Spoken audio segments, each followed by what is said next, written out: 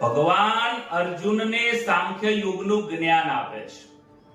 સાંખ્ય એટલે શું એ સમજવાની જરૂર છે કે સાંખ્ય એટલે સત્ય સનાતન જ્ઞાન, એનું નામ સાંખ્ય યોગ. જે સાચી સમજણ છે, શું યોગ્ય છે શું અયોગ્ય છે, શું સત્ય છે શું અસત્ય છે, એનું જે જ્ઞાન કરાવે છે એને સાંખ્ય યોગ કહે છે. યોગનો મતલબ થાય છે જોડાણ, સાંખ્યનો મતલબ થાય છે જ્ઞાન.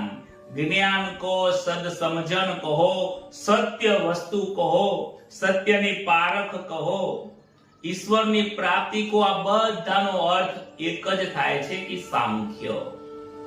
સાંખ્ય કરીને એક મોટું શાસ્ત્ર છે અને શાસ્ત્રનો જે સાર છે એ આ બીજા અધ્યાયની અંદર ભગવાન અર્જુનને આપે છે અને એ જે આપેલો છે